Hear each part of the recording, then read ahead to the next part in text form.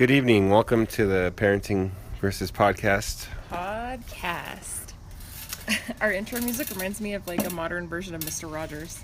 Why? Oh, the doo-doo-doo-doo-doo. Yeah, because it reminds me of, isn't it when they go like into the land of make-believe? Yeah. The trolley makes that kind of noise. Wow. Tell Jeff that next time we see him, I guess. It's not an insult. No, I know. It's kind of awesome. Yeah, it's good. Yeah, so... Oh, you can guess we're probably on our swing, on our back porch. Which, there'll be a lot of creaking. Yeah. I think that's our part of our shtick is the creaky thing, the creaky swing. Yeah, I feel like I've had a full day of adulting today. Yeah, for sure.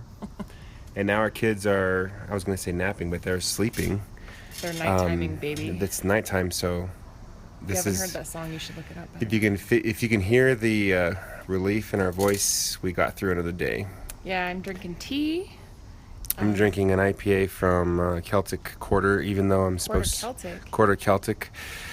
Even though I'm trying to be good on a diet, on a ketogenic diet, beer is definitely not ketogenic. Until we go on vacation on Saturday. I'm gonna try to keep it up then too. Are you serious?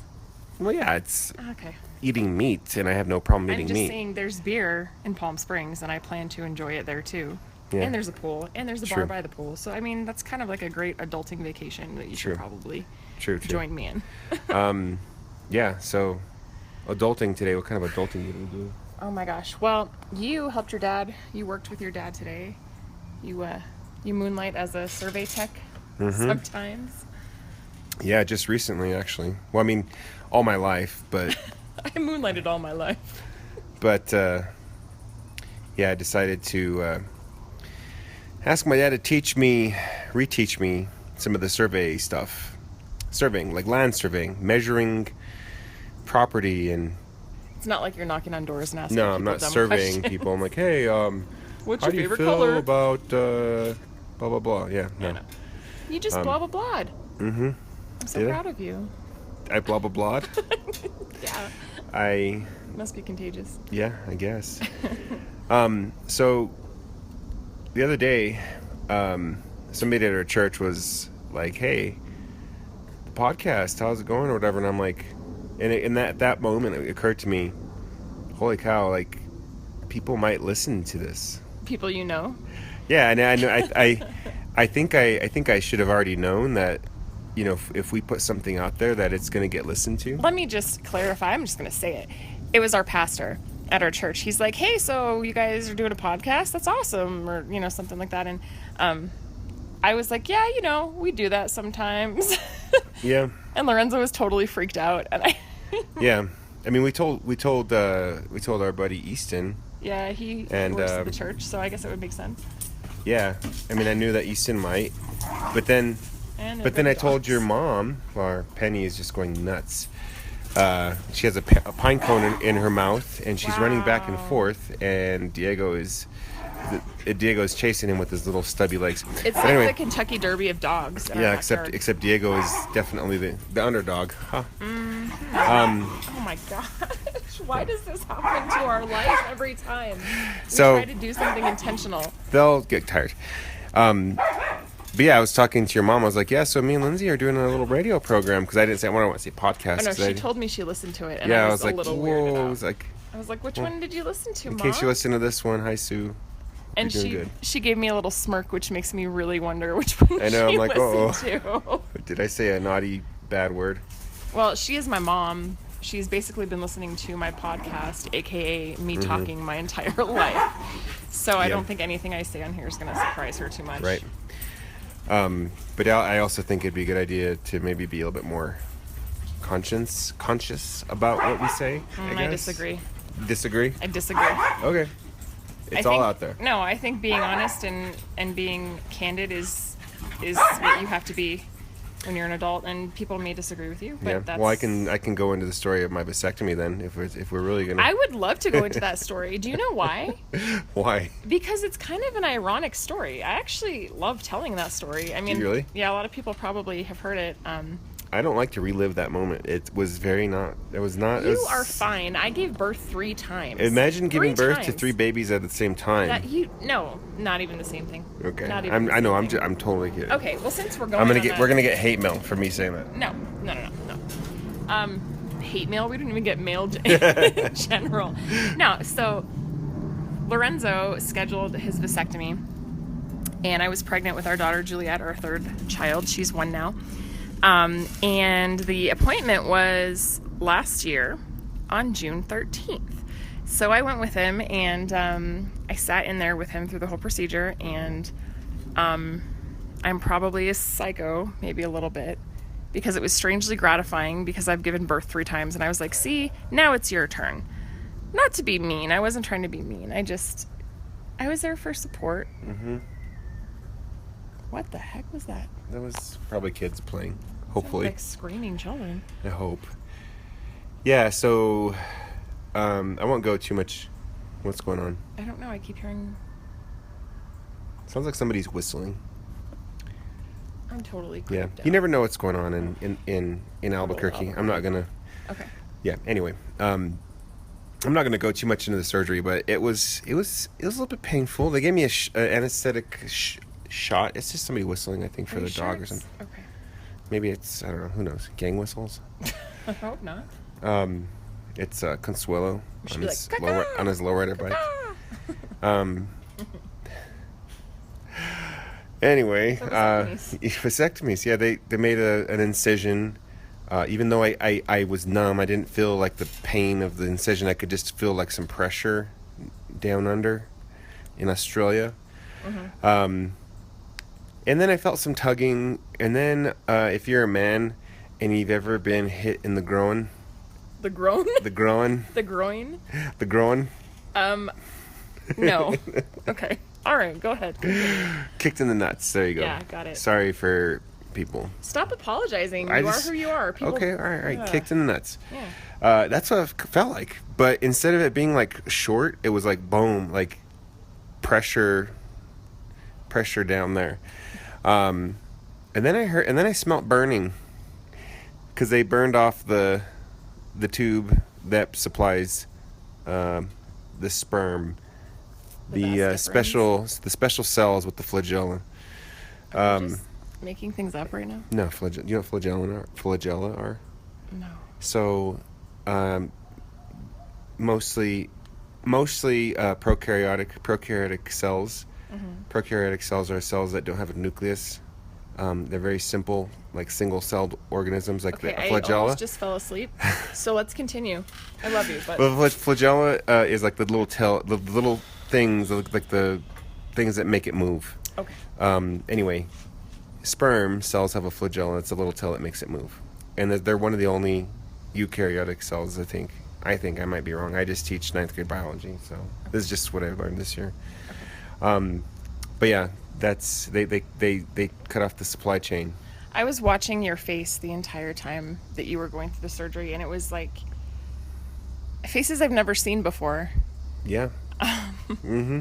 Faces that belong like during wartime. I mean, it was just like oh yeah, Viking faces of pain. I don't know. Uh-huh. So afterwards, after the big snip, I took him to a brewery and I let him get a growler. I let you. And then we had a beer and he was pretty sore. But anyway, so then literally the next day, Lorenzo's parents had our 2 boys, at their house to spend the night. And we were going to go pick them up after lunch. And they had taken them for the night so that Lorenzo could have a little recovery time. And I'm like, ow, like I'm starting to kind of hurt a little bit.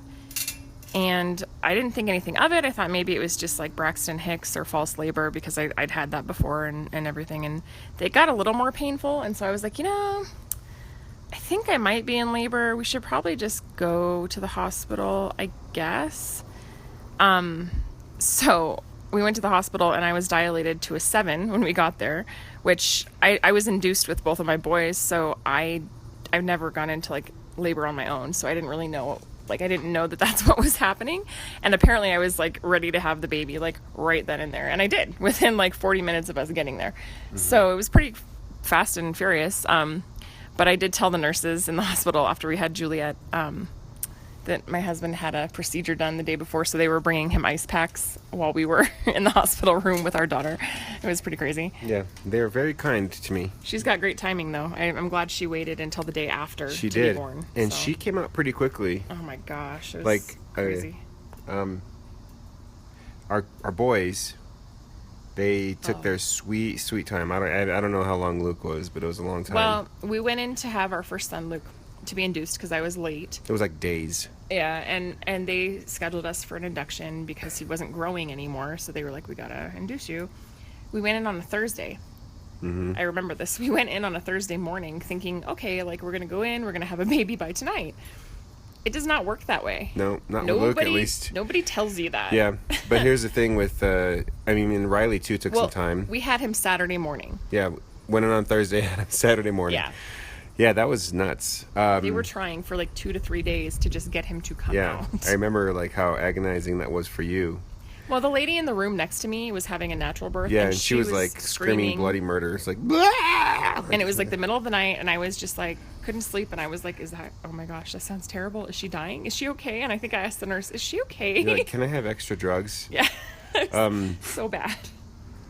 Yeah, and then Riley took some time. He wasn't like, I think he was a little bit faster. He was about 48 hours in the hospital. I mean, we went in, I was induced, and then that night, like, we went in early in the morning, and then it was the next day in the early evening that I had him.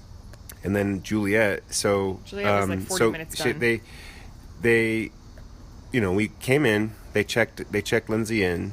They're like, well, you're 7 centimeters, you're going to get on the front of the line. And like, your face was like, what?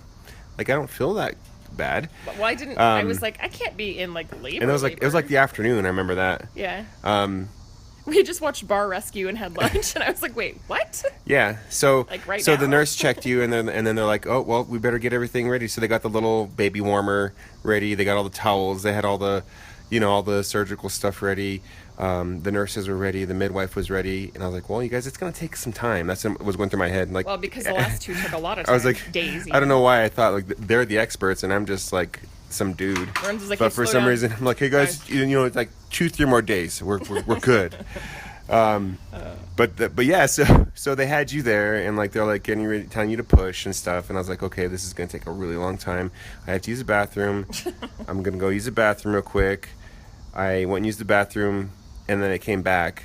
It was like literally a span of like 45 seconds, and then like 45 seconds after that, when like you had like one more push, and then boom, we had our daughter, and I was like, well, it's a good thing, like I didn't like take a walk around the hospital or something because she was there.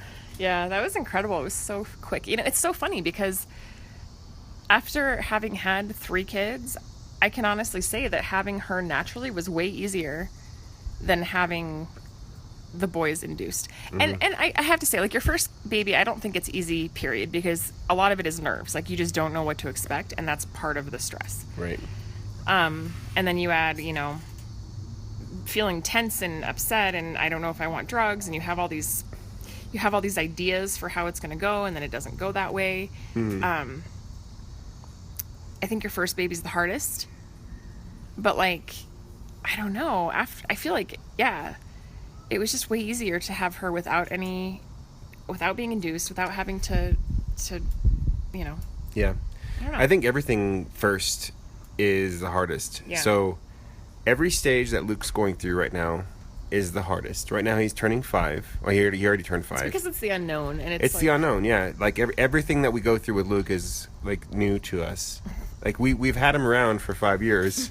Had him around. But every stage is still new to us. Right. Like Riley's too. He freaks the F out every once in a while. Like this week has been exceptionally terrible. If something is out of order, he freaks the F out, like big time. And for me, I know it's still hard, but for me, I'm like, okay, he's 2. It's the age. He's 2. I know what's going on.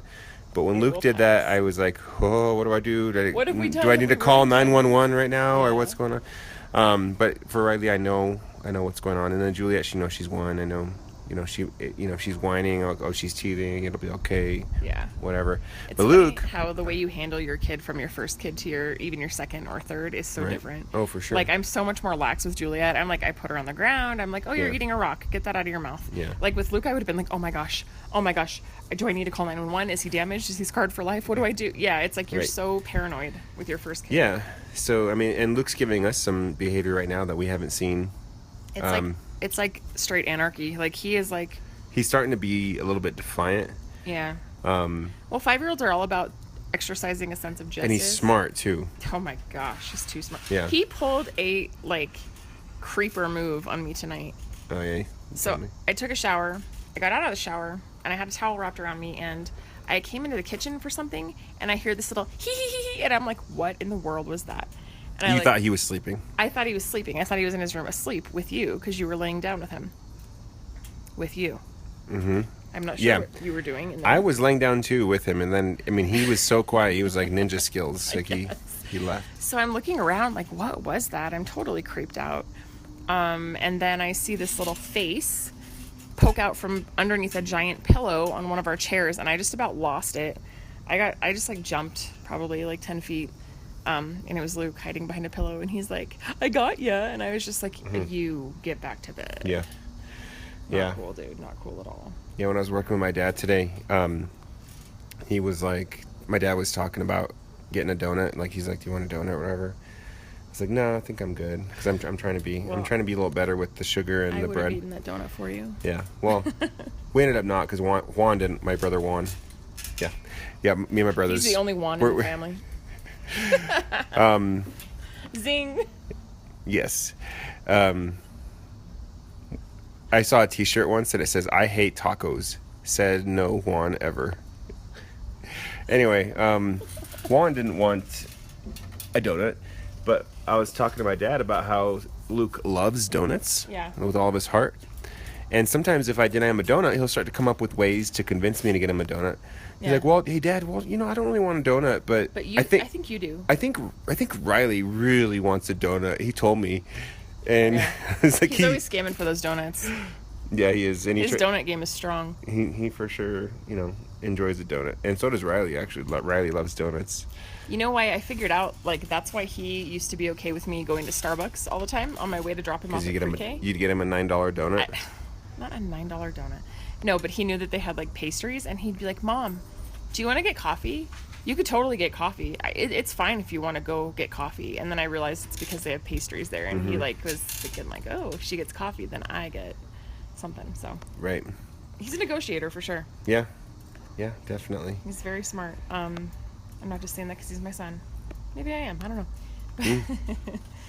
But I tried to play him this on YouTube. They have mixes like to get your baby to sleep, and I think we talked about the one before that we always use, the classical music for babies to sleep. But the other night I wanted to try something different. My friend Julie was telling me that there's this one that's like a lady telling a story, but it's just like she has her British accent, hypnotically boring, and it's supposed to put them to sleep. And so it's this story about this little girl named Princess Poppy, and it's just crazy because as she's going into the story, she'll be like, and then you go to sleep now all night long, and then you rest now. And it's so creepy. Yeah. And it even says like a disclaimer at the beginning, like don't listen to this if you're driving. Did I ever tell you about and Luke was like, this is stupid. And I was like, yeah, it kind of is. Can you imagine somebody driving and they're like, oh, I'll be fine. I'll be fine. Oh, and then they fall asleep while listening to it. That'd be kind of crazy. I would just question as an adult why you're listening to it in the first place. Right. So that reminds me of when I was growing up. I don't know if I ever told you this, but when I was growing up, I went to a Pentecostal church. Yes, you've Did I ever told tell you me that many times. Well, I mean, I told you I went to a Pentecostal church as a kid, but we used to have these revivals, quote unquote revivals. Were they intense? It was basically like just having church every night from like, so you go to church on Sunday. I think you had Monday and Tuesday off. No, maybe you didn't. I don't know. Anyway, you went to church basically for a week straight. There's nothing like bringing people to Jesus by sucking up all of their time and not letting them do anything but church for an entire week. Well, it was a revival, and I think it's like a Southern thing. Like Billy Graham, like the tent revivals. He came out of the revival era. But we would learned have about that in Bible college a little bit. We would have revivals, and this one guy that passed. I mean, it was like just basically people who traveled and they passed through Assemblies of God churches and preached or whatever. They went on tour. Basically they were pastors on tour. Pentecostal all-stars. Pentecostal, yeah. The Pentecostal rock stars. I'm sorry, that's so not nice. But there was this one guy, and they actually had a merch table too. Did I tell you that? Yeah, every one of them had a merch table. So what was the merch? They would sell like Bibles or books that they were. I don't know even know if they wrote the books, but they were just like selling books that they liked. Were there tracks there? Probably some tracks. Who knows? Stickers? But they had a merch table, and people would buy the stuff probably to support their tour. Can I side note this for a second? Sure. I'm gonna give my shout out now. Can I do it? Give a shout out. Oh my goodness. I'm gonna waste my shout out. Shout out to all those businesses and cool places that give out free like stickers. For example, Dutch Brothers, dude, and Guerrilla Graphics here in Albuquerque. They're a graphics shop. They're local. They're awesome. Did a merch table remind you of stickers? Or? Yeah. I think it is so legit when people give out free stickers. Stickers are awesome. Well, they are. I love them. And it's like, you are a customer, and I care enough that you're here. Have a sticker. Also, it's like legit.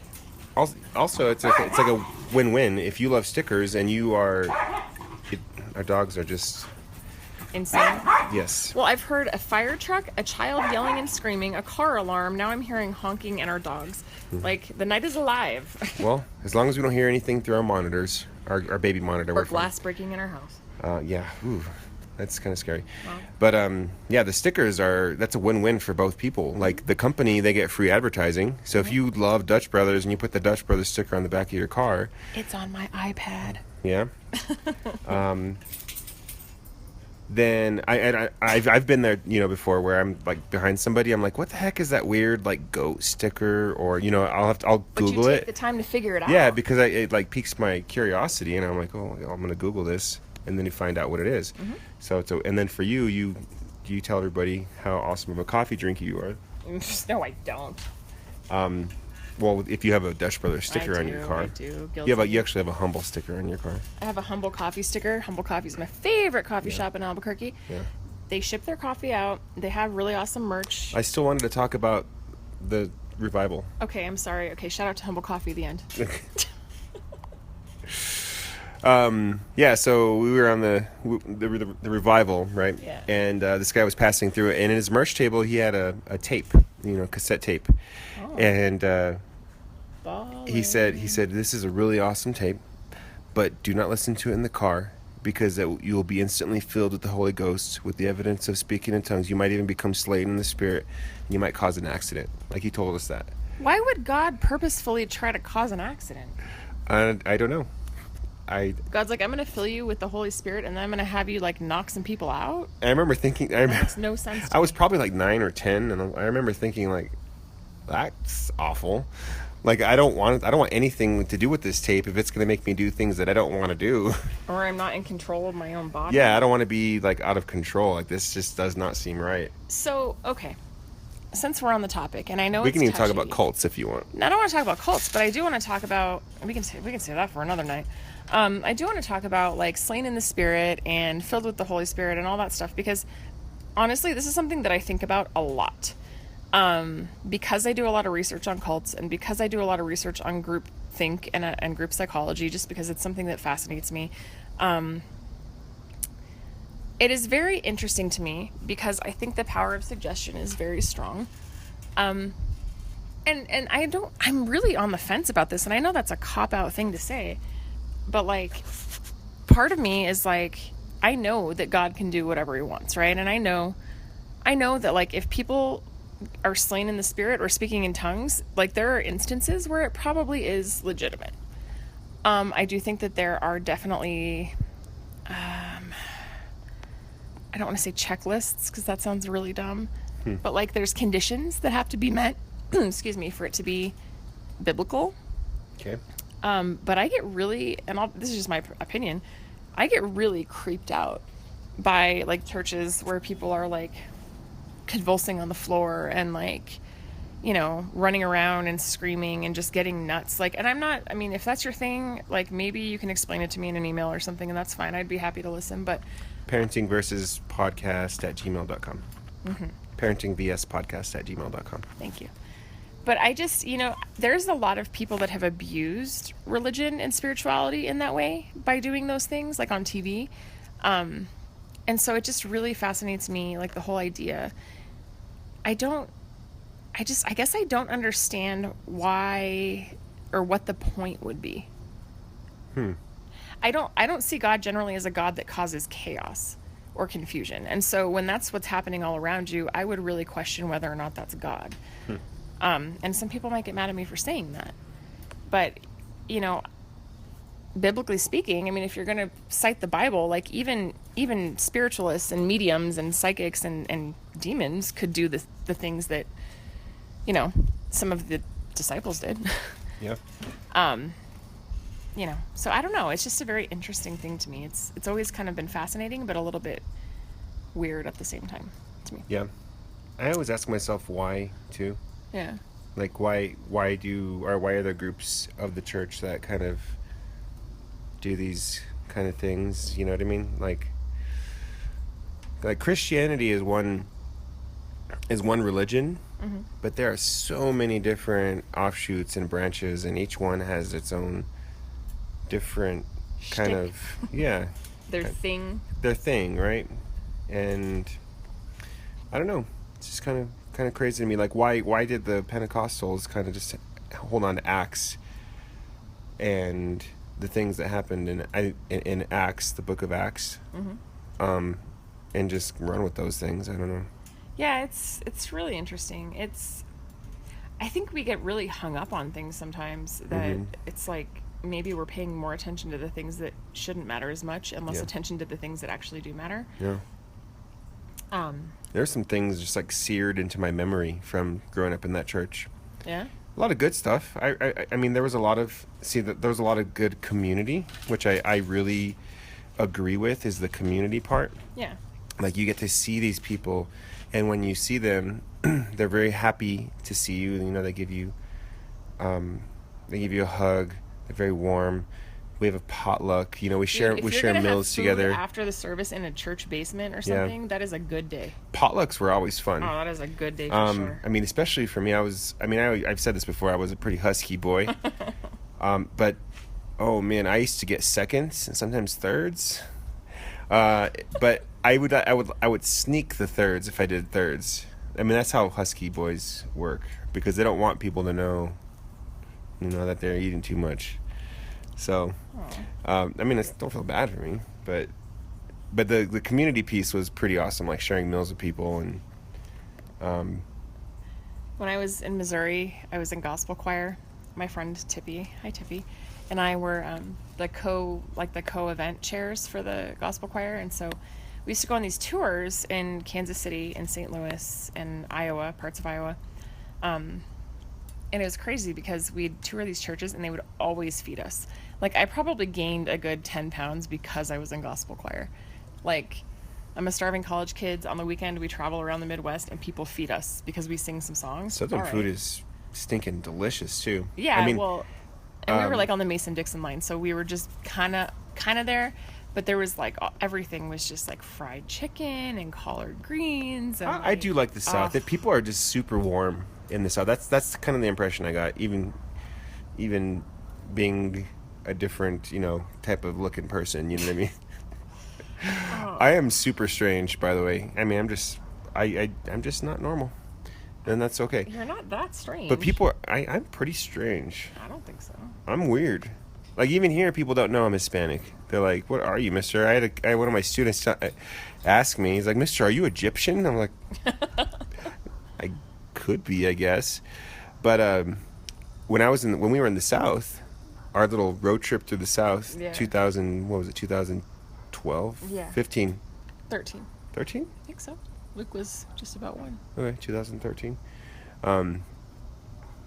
People are just super warm. I picked up on that. Food was really good. The bugs were really big. Oh man, passing through, I don't know what state it was. I think like Arkansas or No, it was further south. I think it might have been like Mississippi or Yeah. Alabama or It was something. Alabama. We went to this gas station, and I have never seen this many bugs in one place.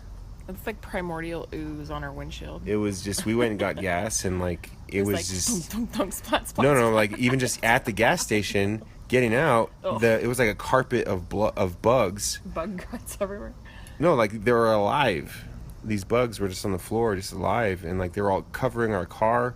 Gross. It was like a plague of bugs. It was kind of nuts. Yeah, we were at a gas station in Florida, and this guy, I mean, I don't even remember where we were. We were driving to Orlando, but this guy's like, "We got gators. You want to see them?" And we were like, no, we're just here for gas." I try to stay away from But like thank you. huge animals like that can eat me. eat me. And then we went to a rest stop in Louisiana, and there was like a big sign that was like poisonous snakes. Like, Yeah, we have those here too, by the way. But it was like huge, like poisonous snakes. Like, keep your little pets away because Right. they'll get eaten. Yeah, And I was like, ew, I don't know if I want to go into the bathroom at all in Louisiana ever. Yeah, I don't know. That was a fun trip. We went to Savannah. That was like amazing. It was so gorgeous. that was amazing. Lots of And history. people claim it's haunted. Oh my goodness. People claim what? I love you. Okay. Okay, That was the worst. moving on. No, that was the worst IPA burp I have ever had the displeasure of sitting Well, next to. It was my pleasure. Ugh. Savannah, anyway. 8 years of marriage. Like Well, that. your tea smells like a cup of flowers. I don't know how you can drink that. That is not even close to an IPA burp. Okay. Anyway. Yeah, Savannah was fun. Yeah. It was super fun. It was fun. It was weird, a little creepy, I was like ready kind to of move. mossy and dingy. Dingy? Dingy. Like there's just very soggy. You know what I mean? I guess. Like even like the trees had the is it Spanish called moss? lichen? I think it's called Spanish lichen. moss? Yeah, like this is just very. I don't know. What was that movie with John Cusack? I didn't like the movie. Oh. Like something about the devil and something or Midnight in the Garden of Good Midnight and Evil. Garden. Yeah. I didn't really like that movie. I couldn't get through it. I couldn't get through it either. But it was filmed in Savannah. Yeah. I think. Savannah. Savannah. And just you get very creeped out. I don't know. Like sometimes I wonder. Like not wonder, but sometimes I feel like these people aren't even real around me. Like these are just like Everyone alternate- in Savannah is just a ghost. it's just like alternate universe type of deal. Like the layers of these alternate universes are meshing in Savannah, and like these people aren't real. They're just like ghosts. You know what I mean? Walking around me. Who knows? And by the way, our camera malfunctioned in Savannah, Yeah, that was crazy too. and there was all sorts of weird things happening with our camera. That's true. That was weird. That And then was it worked fine in Orlando. So Yeah, whatever. Yeah, I don't know. I feel like I just need to like exhale from the day. I'm sorry, it's totally off topic. no, I got you. So we had our carpets cleaned today. So we had to move all of our furniture out of the rooms, then have the carpets cleaned, then move them all the furniture back into the rooms. And it was exhausting. And then my mother-in-law was here, and this guy came door to door asking if we needed bug spray, like bug service. And so randomly she's like, yeah, okay. And so she's like, the bug guy's coming. And I was like, what bug guy? And she's like, the bug guy, I hired him. He's going to come at 6:30 tonight. So we got our house sprayed for bugs, which I'm grateful for, because we have black widows here, and they're ugly and gross and fat, and cockroaches that come out at night, because this is New Mexico, and for whatever reason they like it here. And so they sprayed for bugs, and then we had got our carpets cleaned, but now our house is kind of just like a disheveled mess. There's furniture like all over our tile floor, and we're just kind of trying to reorganize and reset up our house again. But yeah, and our kids were like not having it. They were pretty mad because we were trying to fix their beds right in the middle of bedtime, and it was just a chaotic day sort of all around. Yeah. And then I found out my work, somebody vandalized my work, and they shattered a windshield in our work truck, and then they shattered the downstairs window. So not real cool, guys, whoever that was. I'm not really sure like why you would do that, but Is that discouraging to you? Yeah, actually. Like, it wasn't major damage, was it? Yeah, kind of. Yeah, I told my dad about that, and he got really kind of pissed off. Just about, there's a lot of nonsense happening in Albuquerque right now. The thing that blows my mind is that I work for a Christian nonprofit, and us being Christian really has nothing to do with it. We're a nonprofit, and we give people... You guys help people. We help people. We help anybody. Mm-hmm. It doesn't matter, like you don't have to prove your need to us. We do a home visit, we see what you need and what you're asking for and what you're not asking for, and then people request furniture and we will give it to them. It's all based on donation, so it just depends on what we have available. But if somebody comes to us and says, like, I need a bed and a couch and a dresser, and I'm addicted to drugs. We will say, okay, like, we're going to schedule you for a home visit. We're going to have 2 people come and see your home, because they have to have some kind of shelter, because we can't just, like, give furniture to everybody if they don't have a place to live. We just kind of take notes on what we see and what they need. Like, they're sleeping on the floor. Do they not have a dresser? Are their kids, like, in ratty clothes? We take notes, and then I decide what they get, and we put it in order. And then based on what we have that's donated and what churches give us and what the community gives us, we can give it to them. And then you can refer to outside resources if you took the home visit and you said, oh, there's maybe some kids that are hungry, they don't have food. Well, we give them, like, a pantry list in their area. If they want, medical help, we give them a list of clinics. Like, it's per need and per need basis. Like, whatever they need, we try to get them set up. But it's really frustrating because we do that for free. Like, we are not funded by anything but donors. Like, we are a nonprofit. We don't get funded by the government. We are not funded by a lot of donors. We struggle to pay our bills. Yeah. And if you really needed something that badly and asked us for it, we would probably give it to you. Right. So the fact that you're going to break our windows is kind of just, like, frustrating a little. Do you think they weren't, like, singling you guys out or anything? No, I don't think it was that. Maybe they were just... I thought they were kids because they didn't actually break in. They didn't steal anything. Well, I think like you said, the glass was security glass. I don't think it broke through. What about the car, though? Well, the truck, yes. Like, if somebody wants to break into a truck, they just break the side window, pop the lock. Yeah, it could have been somebody that was straight up on drugs, too. We get a lot of people wandering over through our fence because it parallels the freeway. Right. So we get a lot of people wandering that way. Mm-hmm. But I don't know. I really don't know.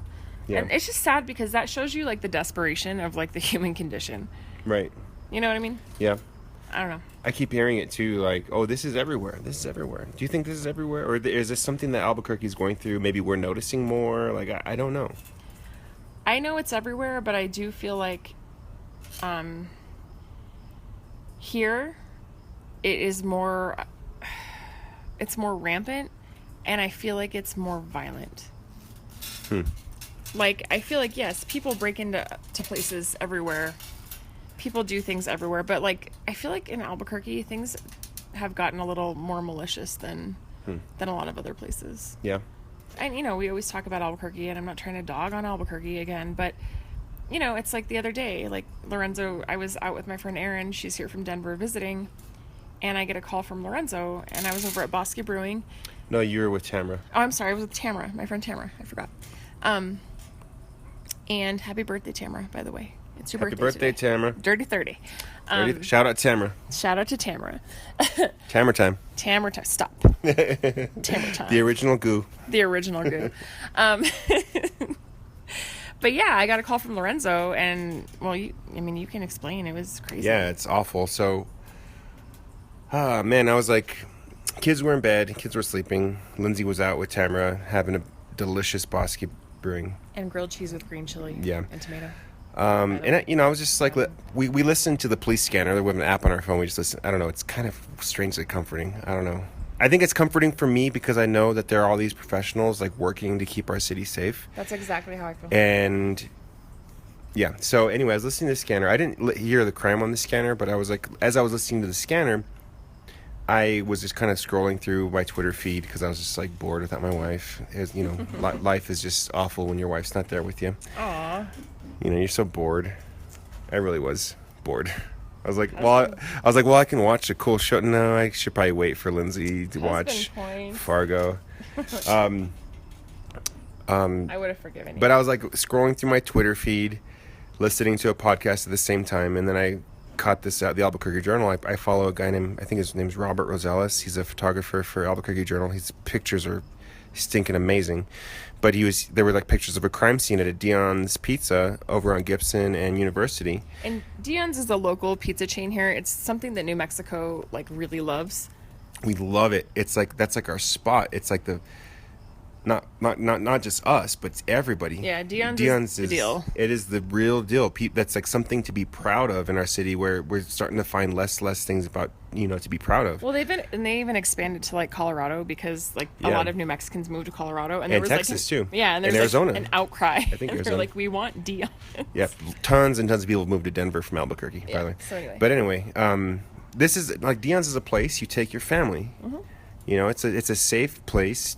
Awesome pizza, great subs, delicious green chili, the ranch dressing. Quality, nice environment. Yeah, it's great. It's like pretty reasonably priced. Well, they also hire like a lot of high school kids, which is really nice, because they believe in giving them like a resume starter, like to try to get them in the workforce, which I really admire. For sure. Yeah, Dion's is great. Yeah. But I looked through my Twitter feed, and there was like, oh, there's a shooting at a Dion's, and I was like, what? Not the Dion's, guys. Like, come on. Like, that is something that New Mexicans hold sacred. Yeah. Like, really. I mean, we're dealing with the crime. We're getting through it. You know what I mean? But, like, this happens. And on top of that, they're like, well, witnesses report that the 3 shot, 2 of them were in critical condition. The third was in serious condition, and witnesses say that the third was a child, and they're administering CPR, and there was blood and all this other stuff. And I'm like, oh my gosh, another kid, like senseless. Yeah, it just like breaks your heart. You know what I mean? Like, we have all these kids that, I mean, Albuquerque has gone through a lot in the last 3 years. You shouldn't have to, like, go out for pizza with your family and worry about getting shot. And then kids. Yeah. Like, kids are dying in our city. Like, there was Lily, right? Lily Garcia. She got hit. She got shot in the head, like, accidentally because of a road rage thing. It was you can Google it, and it's everywhere. But it was a road rage incident. Her dad, I guess, had cut someone off or something, and the guy got so angry that he shot through the car. Pulled out his gun and like shot in traffic. In the car, in traffic, in broad daylight. And she was like 3. Killed like a 3-year-old girl. I remember reading the story and I started crying. I was working at Verizon, because I mean, you like, it hits home when you have a 3-year-old and you're like, holy cow. Well, and it's like they're just with their mom and dad. They're not doing anything wrong. They're just existing, and they're doing what 3-year-olds do. Right. And somebody's gonna pull out a gun, and it's senseless. It's pointless. And it's sad. And that's the kind of stuff that Albuquerque needs to get together, because, like, I'm going to be frank with you, and I'm going to use some pretty open language right now. Like, I'm sick of this shit. Yeah. Like, it's bullshit, all of it. Right. And it's like, we can make our city better. We all have the power to invest in our city and make our city better. But you need to start by being a better human being than that. Oh, yeah. It's senseless. I think people are backed into a corner, too. They're just like, they're backed in the corner. They're surviving. People feel like, I mean, I've even considered, like, maybe I need to get a gun, because whatever. I don't, I wouldn't. That's whatever. But I mean, that's people think, like people are thinking these things. Like, I should probably get a gun. People on the road are, I might get shot or. But here's the thing. And this is kind of where I'm at. You can choose to live smartly, but you shouldn't choose to live in fear. I think buying a gun because you're scared is living in fear. Yeah. I realize bad things happen to good people, and I realize that there's an airplane flying over my head right now. Wow, that's really loud. Do you want to get on that airplane? I wish. Unless it's going to, like, Nebraska. It's going north, so it's probably going to, well, let's see this. It's going to Denver or Portland or Las Vegas. No, but seriously, like, I don't want to live in fear. Like, I realize that I could die in a situation like that that's out of my control. I could die crossing the street. So it's not going to do me any good to live in fear. The only thing that's going to do me any good and do anybody else any good is if you live each day intentionally, like advocating for change and advocating for something better. That's it. Yeah. And if I die in a senseless way, then maybe my life is worth something and maybe people will change something. I don't know. I agree. I mean, think about and I'm not in any way justifying the situation, but think about Lily Garcia and think about how she was 3 or 4 years old. I think she was 3. 3, and her life, her short life, probably impacted this entire city. Yeah, you see the bumper stickers on people's cars everywhere. They say "Just breathe," and they have a picture of her on them. So it's just to remind people, to calm down. Right, you know? It's like a road rage, awareness. Yeah, but you know what? It's true. Like, I see them, and I remember her, and I think about that, and I'm like, nothing is worth getting that upset over. Oh, for sure. Like, nothing is worth getting, on the road is worth getting that angry about. I agree. You know? I agree. So it's just crazy. It's the big question, you know? The big question is, how do we make this city better? How do we move forward? We're here. Yeah. You know? We for sure need something. We need to move forward.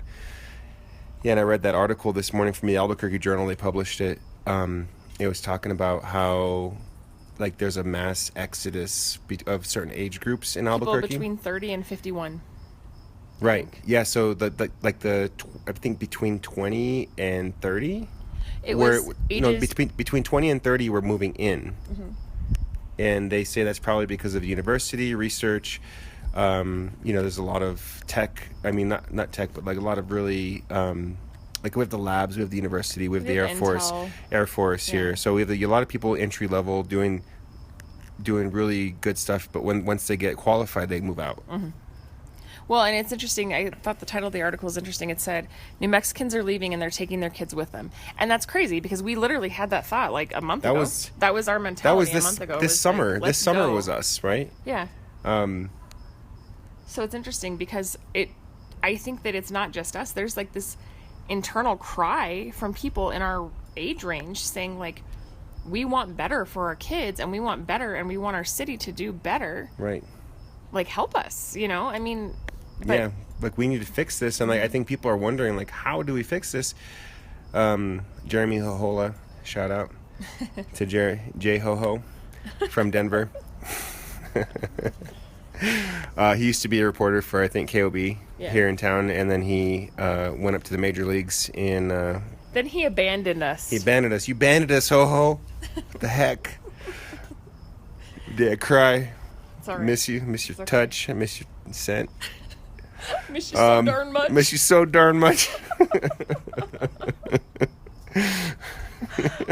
my gosh. Anyway. I want to be near you. I want to be near you.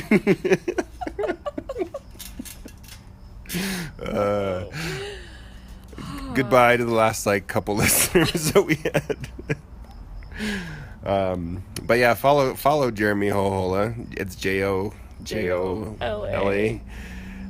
He's a true New Mexican. I follow him on Instagram and he also and has Twitter. very, very rosy cheeks. Does he? The does. Ronchetti. Oh, I was thinking of Mark Ronchetti. You were thinking of Mark Ronchetti. Mark Ronchetti's the amazing weatherman on Channel 13. Mark Ronchetti is ride or die. Yeah, New Mexico for that sure. dude gets serious about weather, and that's what I love about him. Dude, he jogs by my parents' house, and his cheeks are rosier. And he's crazy buff. Whoa. Take it easy. I wasn't gonna go there. No, he is. You can see him his muscles breaking through his jacket with his. And by the way, his jackets have 9 buttons on the front. He's the best weatherman Albuquerque has ever seen. Sorry, Steve Stucker. Don't. Ronchetti's on top of things. That's true. That's true. So what were we talking about? You were talking. Oh, Jeremy Hohola and the Denver thing. Yeah, we went from very somber to comedy in you do have to kind of 2 seconds. A little bit. But yeah, so Jeremy Hohola retweeted the Albuquerque Journal article about how there's a mass exodus from Albuquerque. We haven't seen this low of a population growth in forever. It's never happened. Which, can I just say, there's a lot of Catholics here. And they don't believe in birth control, so that's saying something. That is saying a lot, because these babies are growing up to become adults, and they are leaving to Denver And Denver is a good place. I like Denver. They have a great downtown. They have sports. They have MXPX play there at least every But we summer. also have the highest child poverty rate in the country. So, I What, mean... Denver does? No, we do. Oh, we Not do. Denver. Are you kidding? Yeah. Yeah, 5-year-olds are like, oh, I didn't get my latte this morning. I know. I'm really upset. Sorry, Denver guy, Denver kid. Where's my new Uggs? I know. But yeah, he retweeted it because he's in Denver and he's from Albuquerque, and it made sense for him, I guess. And then there was just people commenting and stuff, and you know, I commented on the Twitter feed, on the Twitter what do they call it, the chain, the thread, the Twitter thread, the Twitter thread. I said, well, you know, we need to take ownership of our city and just get involved. And somebody responded to me, and they're like, well, if it wasn't for the politicians voting us down and keeping us down with voter suppression and all this stuff, and I'm like, But that's a load of crap, because you start where you are and you start in your own realm with your own circle of influence, your sphere of influence. And like that is such a that makes me really angry, because that's people such just like a to pass cop-out. the buck. They're Well, just but it's like, what are you doing? You're complaining, but Yeah. what are you doing? Like, you're going to blame the politicians because you're not doing something? That's Right. dumb. yeah, no, it's true. It's stupid. I think that it's up to you to kind of figure out your life. Yeah, and your sphere of influence, like you're saying, like you affect people who are right next to you. Mm-hmm. And if it's Obama or if it's Trump who's in office, like who cares? Like move on, vote for sure. I think. Well, no politician ever has the last word. Like, it is God forbid I say this out loud, it's a temporary position. You know what I Yeah. mean? It might feel long to you, but it is a temporary position. Right. Yeah, I mean it's really hard to think about, like, where do you start in a city Right. like Albuquerque? Like, where do you even begin? And I am in no way defending Trump, by the way. No. I'm simply saying that, like, it's just like people hated Obama. Like, okay, that's fine, disagree. It's temporary. Calm down. Advocate for change during this time and make something better happen next time. Yeah. I don't know. Do what you got to do. Do what you gotta do. Yeah. Yeah, and it's tough in Albuquerque, a city where we see all this stuff around us, and I wonder, I mean, this is just where we live and we're noticing these things. If it's the same in a city like Philadelphia, where people are like experience this sort of thing, this sort of crime, these sort of little, you know.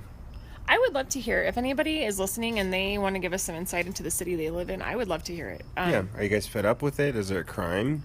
What is, like, well, what's the word on the street? No, but honestly, like, What's that from? what is the deal? Like, that's from Sesame Street. Oh, okay, word on the street. Oh yeah, okay, cool. Parents. No, but honestly, like, I would love to see, like, what other cities deal with and what their core issues are. Mm-hmm. You know? Yeah. Because, I mean, that's kind of the heartbeat of a city. Right. Like, when you look at their core issues, that's how the city's heart beats, and that's what it's beating towards. Yeah. Tweet us at Parenting VS Pod. Parenting VS Pod.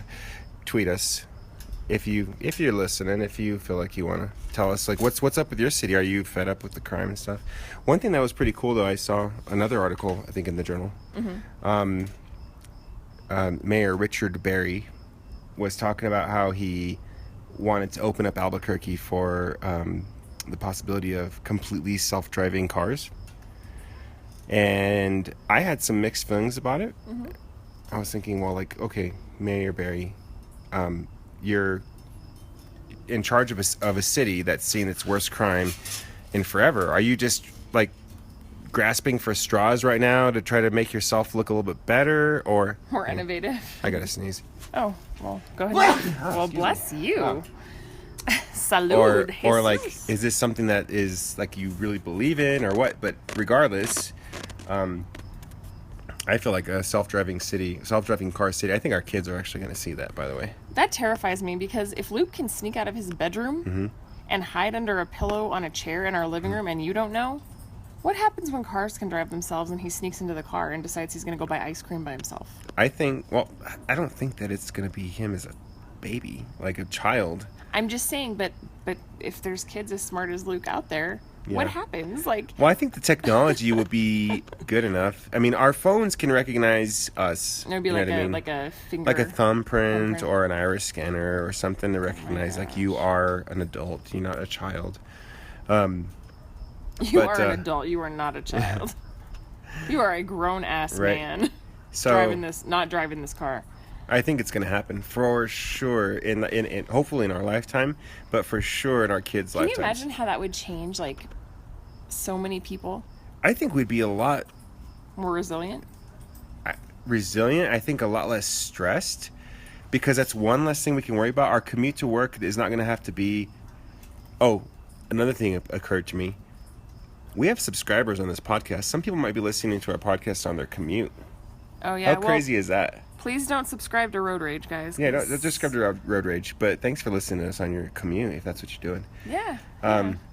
But on your commute, instead of like worrying about staying in your lane and hitting the, turn signals, all that good stuff, you can just would maybe eliminate some road rage. Absolutely would eliminate road rage, and it would completely.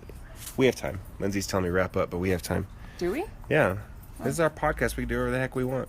I know. I'm just saying, like, we've covered a lot, and it's a lot. It's kind of intense. I know, but I have some thoughts on my brain. We can do whatever we want. So, I think it would be really, really cool if Albuquerque was a completely self-driving city. Maybe someday. Just sitting on in your self-driving car and listening to headphones. I hope it's self-driving and it flies at the same time. Maybe. Self-flying. Yeah, we can dabble more into that next time, I think. Yeah.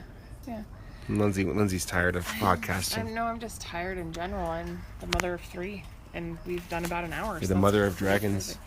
I'm the mother of... Sometimes you're a mother of 1 dragon, at least. Luke likes to make dragging noises. Oh my gosh. I'm a mother of 3 crazy, crazy children. Yeah. Well, this is our longest podcast, and if you stuck through it this entire hour... Cheers to you. Cheers to you. I hope you have a great week. I hope you guys, enjoy your kids like we do. If you have kids. If you have kids. If you don't, then, enjoy your whatever. Enjoy someone else's kids. Yeah. Enjoy. Offer to babysit. Don't be a jerk. Yeah. If you don't have kids, get with it. Dear goodness. All right. Signing off. All right. Until next time. Catch you guys later.